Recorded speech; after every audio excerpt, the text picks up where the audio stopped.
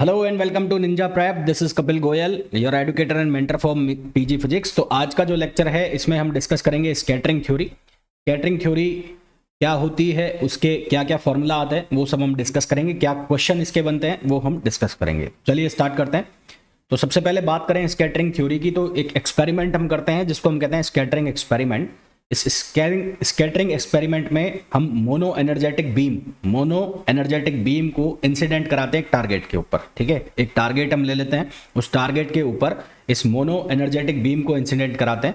जब ये mono energetic beam इस टारगेट के ऊपर इंसिडेंट होती है तो ये अलग अलग एंगल पर स्कैटर्ड हो जाती है। ठीक है, मतलब एक बीम रही है और फिर जब ये टारगेट के ऊपर गिरेगी तो यहाँ से इसकी स्कैटरिंग हो जाएगी, अलग अलग एंगल पर ये फैल जाएगी। स्कैटरिंग होने का मतलब है फैल जाना, तो अलग अलग एंगल के ऊपर ये फैल जाएगी।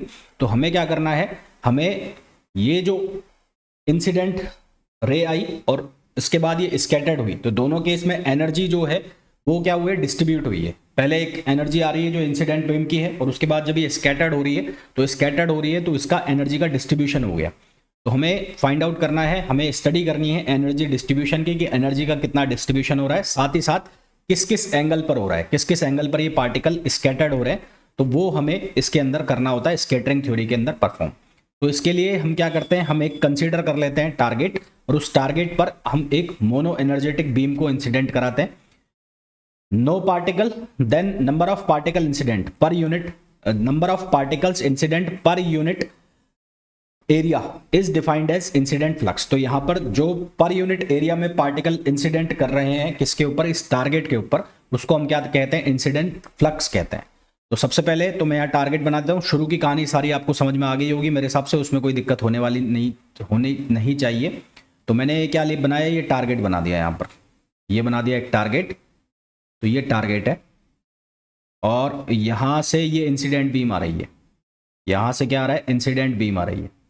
तो ये है इंसिडेंट बीम, ठीक, ये है इंसिडेंट बीम। अब हमें सबसे पहले कुछ डेफिनेशंस जो हैं वो हमें क्लियर होनी चाहिए। तो सबसे पहले मैं बात करूंगा इंसिडेंट फ्लक्स की। इंसिडेंट फ्लक्स क्या होगा, इंसिडेंट जो मोनो एनर्जेटिक बीम आ रही है उसके लिए हम डिफाइन करेंगे कि उसके अंदर जो नंबर ऑफ पार्टिकल्स है जो इंसिडेंट कर रहे हैं per unit time per unit area में, per unit time per unit area में। तो यहां पर पहले मैं एक डेफिनेशन लिख देता हूं जिसको हम बोलेंगे इंसिडेंट फ्लक्स। इंसिडेंट फ्लक्स, तो इस इंसिडेंट फ्लक्स को हम लिखेंगे आई ए से। तो ये क्या होगा, number of particles, number of particles incident incident per unit time per unit area, per unit time per unit area, per unit time per unit area is defined as incident flux, is defined as incident flux. इसको हम क्या नाम देंगे, इसको हम नाम देंगे incident flux नाम देंगे। ठीक है साहब, तो यहां इसको हम आई ए से भी लिखते हैं और कई जगह इसको आई नॉट से भी लिखेंगे, और कई जगह इसका जो नोटेशन है वो आई नॉट भी होगा। तो मेरे हिसाब से यहां तक क्लियर होगा। बहुत सिंपल सी डेफिनेशन है, इसमें कोई ऐसा आपको खास याद रखने वाली चीज है नहीं। फिर उसके बाद जब हमने डिस्कशन किया कि जब ये टारगेट से टकराएगी तो उसके बाद ये क्या होगी, स्कैटर्ड होगी, अलग अलग एंगल पर स्कैटर्ड होगी। तो incident particle of beam scattered at different angle, number of particles scattered per unit time per unit area, number of particles scattered per unit time per unit area, per unit time per unit solid angle area. यहां पर एक word introduce करेंगे, solid angle, is known as scattered outgoing flux. ठीक है, is known as scattered outgoing flux. अब outgoing flux को पहले मैं डिफाइन कर दूं, फिर हम बात करेंगे सॉलिड एंगल की क्या होता है। तो आउटगोइंग फ्लक्स, आउटगोइंग फ्लक्स, पहले हम बात कर लेते हैं किसकी, आउटगोइंग फ्लक्स की। आउटगोइंग फ्लक्स, तो आउटगोइंग फ्लक्स क्या होगा, number of particles, number of particles scattered at different angles per unit time per unit solid angle area, per unit time per unit solid angle area, solid angle area is known as outgoing flux, is known as outgoing flux. तो इसको हम क्या नाम देंगे, outgoing flux नाम देंगे। अब ये जो सॉलिड एंगल है ये बनता कैसे, जैसे आपने एक टॉर्च देखा होगा, टॉर्च, तो टॉर्च जो है पहले पुराने ज़माने में इस तरह के टॉर्च आते थे, अब भी शायद आते ही होंगे। तो ये जो टॉर्च है इसका जो फोकस पड़ता था वो ऐसे जाता था, ऐसे, इस टॉर्च का जो फोकस है वो ऐसे जाता था, ठीक है। तो टॉर्च का फोकस ऐसे जाता था, तो ये जो पूरा का पूरा कोन बनता था ये होता है सॉलिड एंगल। ये पूरा का पूरा जो कोन बनता है ये बनता है सॉलिड एंगल। ठीक इसी तरह से क्या हो रहा है कि जब ये इंसिडेंट बीम के ऊपर पार्टिकल्स गिर रहे हैं, ये इंसिडेंट बीम गिर रही है एक टारगेट एरिया में, तो लेट सपोज ये टारगेट एरिया है, यहाँ पर इंसिडेंट बीम गिर रही है, ये ऐसे गिर रही है, और स्कैटर्ड होने के बाद ये इस तरह से फैल रहे हैं, ऐसे ऐसे ऐसे फैल रहे हैं। तो ये जो पूरा का पूरा है ये एरिया होता है, ये सॉलिड एंगल एरिया होता है, ठीक है। ये क्या होता है, सॉलिड एंगल एरिया होता है। इसको यदि मैं डिफाइन करूं किसके ऊपर, एक्सिस के ऊपर, किसके ऊपर डिफाइन करें, एक्सिस के ऊपर इसको डिफाइन करें, तो एक्सिस के ऊपर हम कैसे डिफाइन करते हैं इसको, एक टॉर्च जैसे मैंने यहाँ पर बनाई है उसी तरह से ये बना दिया जाता है। तो यहाँ पर ये मैंने बना दिया ऐसे, ये इस तरह से बना दिया, तो यहाँ पर ये जो एरिया बन जाता है ये पूरा का पूरा, ये क्या कहलाता है, सॉलिड एंगल कहलाता है। और ये अगर इसकी रेडियस है, ये अगर डी थीटा है, तो यहाँ पर सॉलिड एंगल जो है उसको हम लिखते हैं किससे, डी ओमेगा से। सॉलिड एंगल को लिखते हैं डी ओमेगा से, और इसको हम डिफाइन करते हैं साइन थीटा, डी थीटा और डी फाई। सॉलिड एंगल को हम डिफाइन करते हैं sine theta, d theta, d phi. अगर मैं सॉलिड एंगल को समझाने लगूं आपको तो अलग से एक लेक्चर इसको समझाने के लिए चाहिएगा, और हमें इतना उसमें डेप्थ में नहीं जाना है, सिर्फ हमें ओवरव्यू लेना है कि सॉलिड एंगल है क्या और यहाँ पर उसका क्या यूज़ है, ठीक है।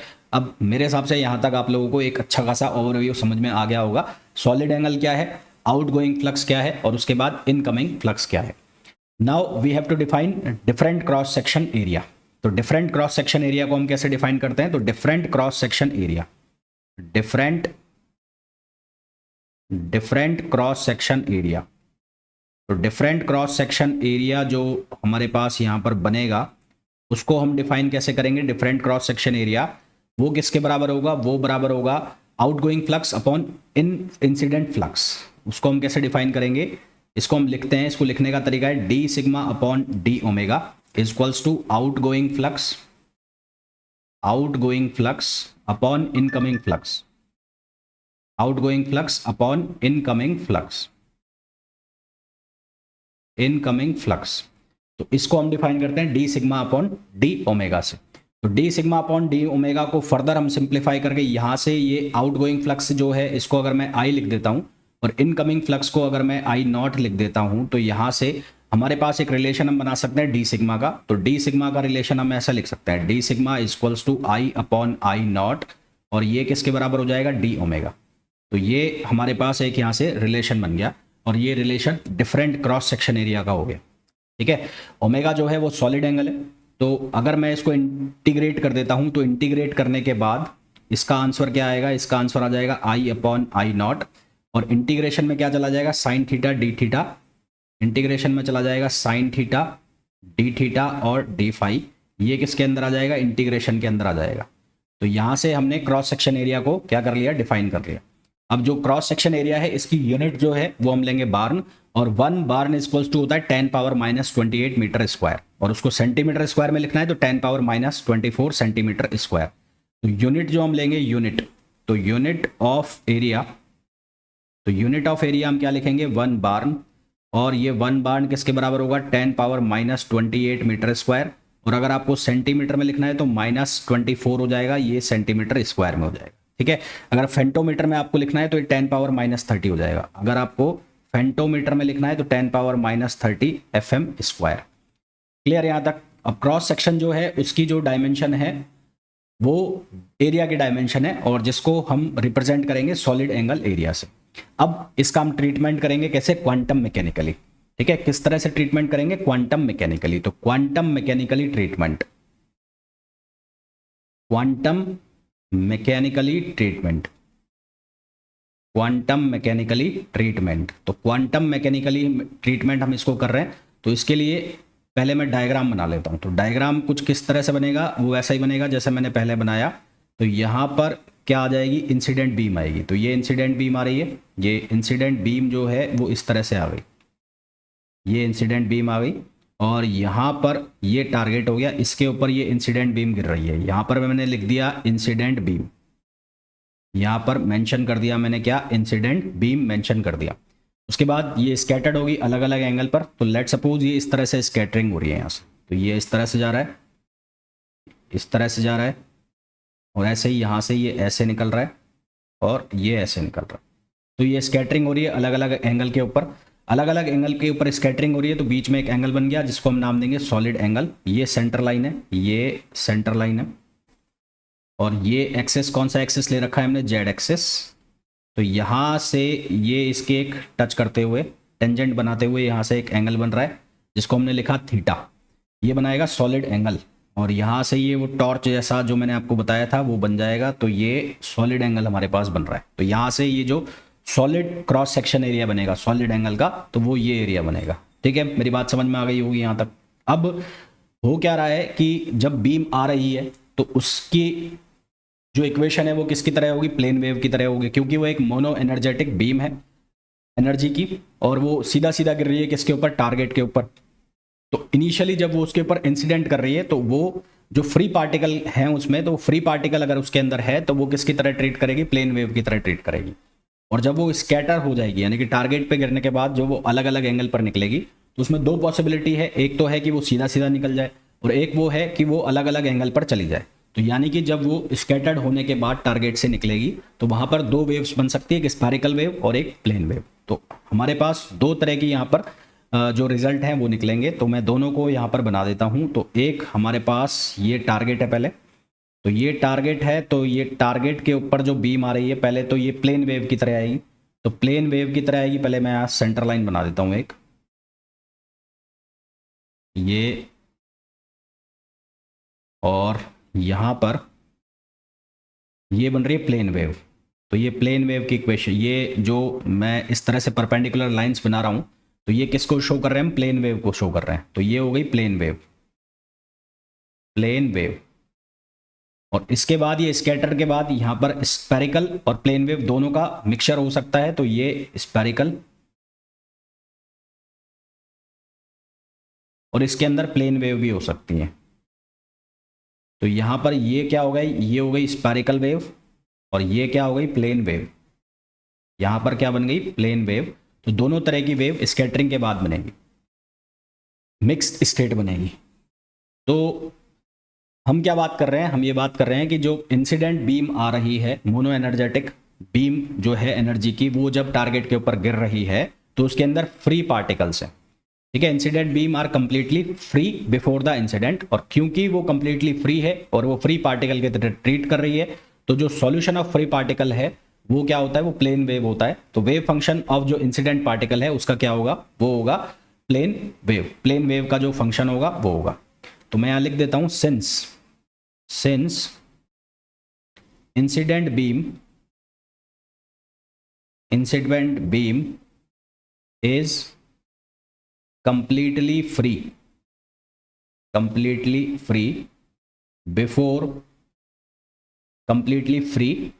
before the incidence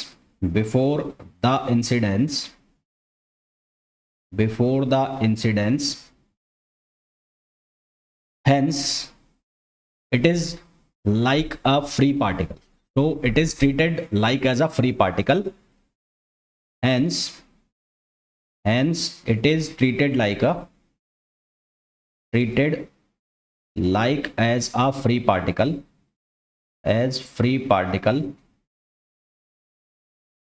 and solution of free particle will be plane wave. Solution of free particle will be plane wave. So the wave function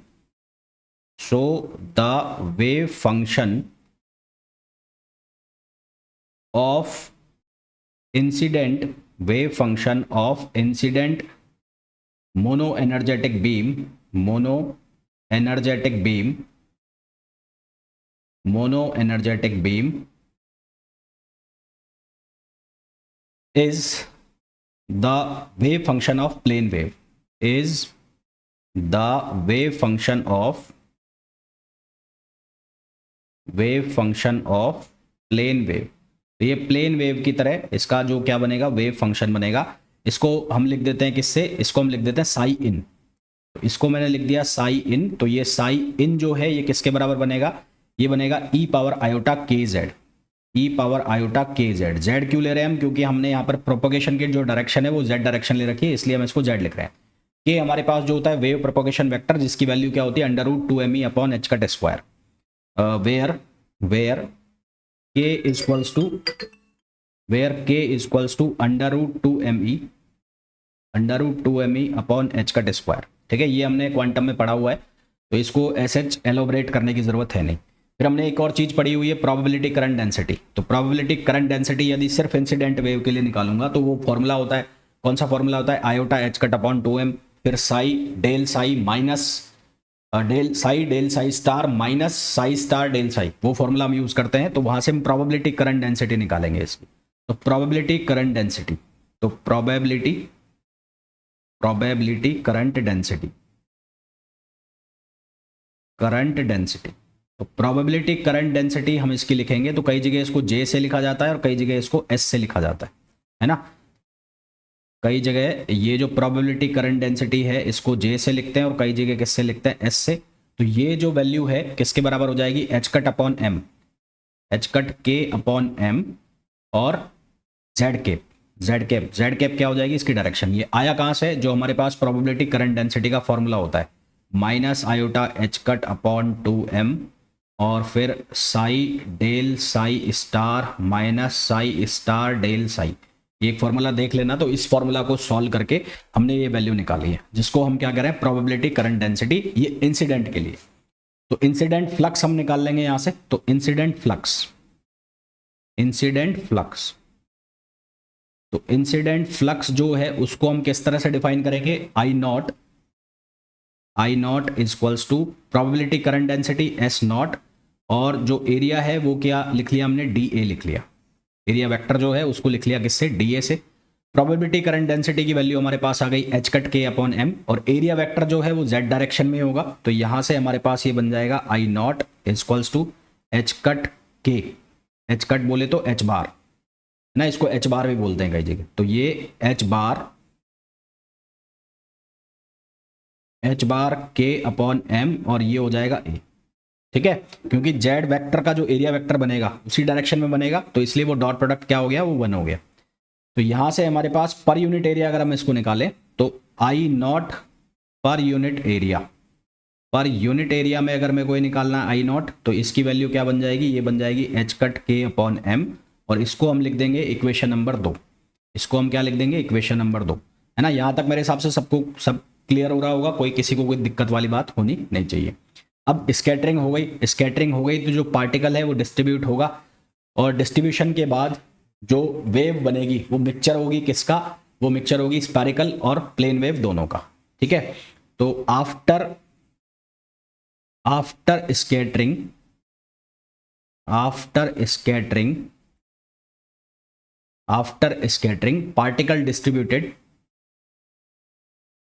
particles distributed in a solid angle, particles distributed in a solid angle, so their solution will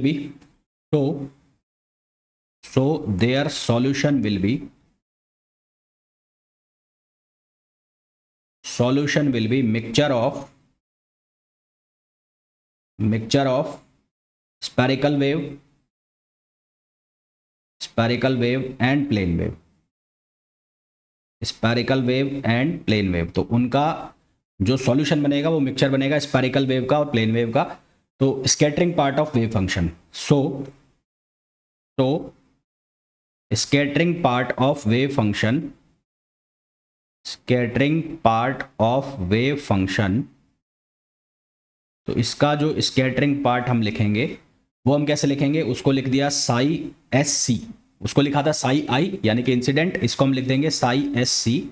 और ये Sai S C जो है ये किसके बराबर होगा, f theta phi, f theta phi e power iota k r upon r. अब ये वाला जो पार्ट है किसके लिए, स्पेरिकल के लिए। और फाई थीटा फाई जो है, एफ थीटा फाई, ये कहलाएगा स्कैटरिंग एम्पलीट्यूड। ठीक, ये जो एफ थीटा फाई लिखा है यहां पर, एफ थीटा फाई, इसको हम बोलेंगे स्कैटरिंग एम्पलीट्यूड। इसको हम क्या नाम देंगे, इसको हम नाम देंगे स्कैटरिंग एम्पलीट्यूड, इसको हम नाम देंगे स्कैटरिंग एम्पलीट्यूड। जैसे वहां पर हमने प्रोबेबिलिटी करंट डेंसिटी निकाला था, ठीक उसी तरह से यहां पर भी प्रोबेबिलिटी करंट डेंसिटी निकाल लेंगे। तो प्रोबेबिलिटी करंट डेंसिटी,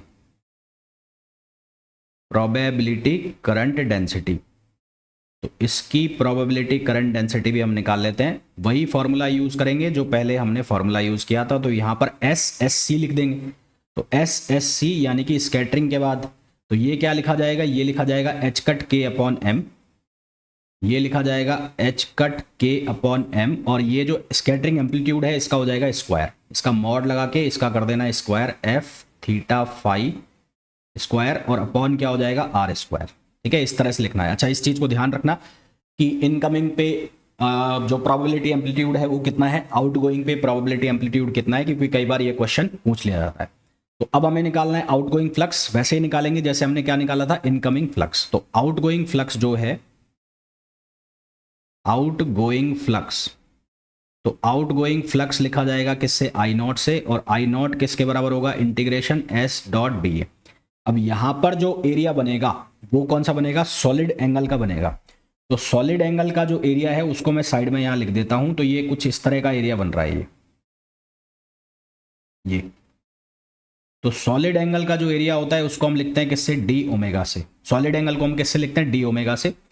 और डी ओमेगा जो है वो बराबर होता है किसके, r sine theta d theta d phi. अभी हमने लिखा था ना, डी ओमेगा जो है वो किसके बराबर होता है, डी ओमेगा बराबर होता है साइन थीटा डी फाई। तो यहां से जो डी ओमेगा की वैल्यू है यानी कि सॉलिड एंगल की वैल्यू है, सबसे पहले मैं वो लिख देता हूं। तो सॉलिड एंगल की जो वैल्यू यहां से बन रही होगी वो बन रही होगी साइन थीटा डी थीटा और डी फाई। और इसका जो एरिया बन रहा होगा डी एस वेक्टर, इसका जो डी एस वेक्टर और D A vector, D A क्योंकि मैंने यहाँ डी ए से लिखा है तो इसलिए डी ए वेक्टर लिख दिया। तो ये क्या बन रहा होगा, ये बन रहा होगा r square sine theta, r square sine theta d phi r cap. तो इसको हम लिख सकते हैं sine theta d theta d phi, तो बन जाएगा इसके बराबर डी ओमेगा के बराबर। तो यहां से हम लिख लेंगे आर स्क्वायर, ये बनेगा r square d omega r cap, तो ये वैल्यू होगी। तो ये वैल्यू हम सब्स्टिट्यूट जब यहां पर करेंगे, तो इस वैल्यू को सब्स्टिट्यूट करेंगे तो क्या लिखा जाएगा, यहां पर ये इसकी वैल्यू लिख दो, ये ऑलरेडी हमारे पास है h cut k upon M.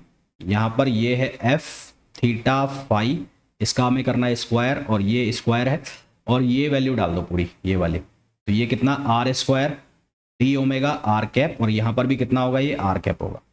तो जब आप इसको सिंप्लीफाई करोगे तो आर स्क्वायर से आर स्क्वायर हो जाएगा कैंसिल, आर स्क्वायर से आर स्क्वायर कैंसिल हो जाएगा, तो हमारे पास आई की वैल्यू आ जाएगी, आई यानी कि आउटगोइंग फ्लक्स। और ये जो वैल्यू है हमारे पास आई की, ये कितनी आ जाएगी, h cut k upon M, are square से आर स्क्वायर कैंसिल हो गया, तो ये बन जाएगा एफ थीटा फाई और इसका स्क्वायर, एफ थीटा फाई और इसका स्क्वायर हो जाएगा। और डी ओमेगा जो सॉलिड एंगल है, ये सॉलिड एंगल को यहाँ पर जब मैं इस तरह से इंटीग्रेट करूँगा सॉलिड एंगल को, तो यहाँ से हमारे पास जो रिजल्ट मिलेगा पर यूनिट सॉलिड एंगल एरिया में, ठीक, ये पर यूनिट सॉलिड एंगल इसमें निकाला है। मैं यहाँ लिख देता हूँ आउटगोइंग फ्लक्स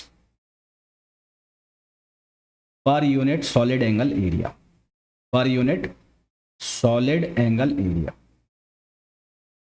तो इसके लिए हमने आउटगोइंग फ्लक्स निकाल लिया। तो दो वैल्यू हमारे पास आ गई, एक आ गई हमारे पास इंसिडेंट फ्लक्स की और एक आ गई हमारे पास आउटगोइंग फ्लक्स की। तो हमारे पास डिफरेंट क्रॉस सेक्शन का जो फॉर्मूला है उसमें हम इसको यूज कर लेंगे। तो डिफरेंशियल क्रॉस सेक्शन तो डिफरेंशियल क्रॉस सेक्शन वाला फॉर्मूला क्या था, d sigma upon d omega equals to था I upon I incident. Incident को हमने लिखा था आई नॉट से, मैंने यहाँ इंसिडेंट को लिखा है कि आई नॉट से, वो एक बार चेक कर लेते हैं। यहाँ इंसिडेंट फ्लक्स को आई नॉट से लिखा है। तो ये वैल्यू हमारे पास क्या बन रही है, ये बन रही है h cut k upon m, और ये बन रहा है हमारे पास एफ थीटा फाई स्क्वायर, और ये हमारे पास बन रही है कितनी, h cut upon m, h cut k upon m, ये वैल्यू बन रही है। तो यहाँ से क्या होगा, यहाँ से ये वाली वैल्यू हो जाएगी कट, तो d sigma upon d omega की वैल्यू हमारे पास कितनी आएगी, ये आएगी एफ थीटा फाई और इसका स्क्वायर। तो डिफरेंट क्रॉस सेक्शन एरिया जो है वो एम्पलीट्यूड के स्क्वायर के प्रोपोर्शनल हो गया। यहाँ से आप इसको लिख सकते हैं सिग्मा, जब आप इसको इंटीग्रेट करके इसकी वैल्यू निकालेंगे तो sigma is integration of f theta phi और इसका स्क्वायर, और ये क्या बन जाएगा, डी ओमेगा, डी ओमेगा। तो ये क्या आ गया हमारे पास, डिफरेंशियल क्रॉस सेक्शन एरिया की वैल्यू आ गई। ये इंपॉर्टेंट है, ये आपको याद रखने हैं, ये आपसे क्वेश्चन पूछे जा सकते हैं। क्लियर है यहाँ तक? तो आई होप यहाँ तक जो भी मैंने आपको बताया है वो बहुत अच्छे से समझ आ गया होगा। फिर भी आप कोई डाउट है तो आप पूछ सकते हैं। क्या स्कैटरिंग थ्योरी है, डिफरेंशियल क्रॉस सेक्शन क्या है, डिफरेंशियल है, डिफरेंट नहीं है, डिफरेंशियल है, डिफरेंशियल क्रॉस सेक्शन एरिया। तो आई होप आपको ये बहुत अच्छे से समझ आ गया होगा कि कौन कौन से फॉर्मूले आपको याद होने चाहिए, ये चीज़ें आ कहाँ से रही है, स्कैटरिंग में जो वेव फंक्शन बनेगा वो किस तरह से बनेगा, कैसा बनेगा, प्लेन वेव फंक्शन हम क्यों यूज़ ले रहे हैं, वो सारी पिक्चर आपको समझ आ गई होगी। तो मिलते हैं नेक्स्ट वीडियो में, till then thank you, bye bye.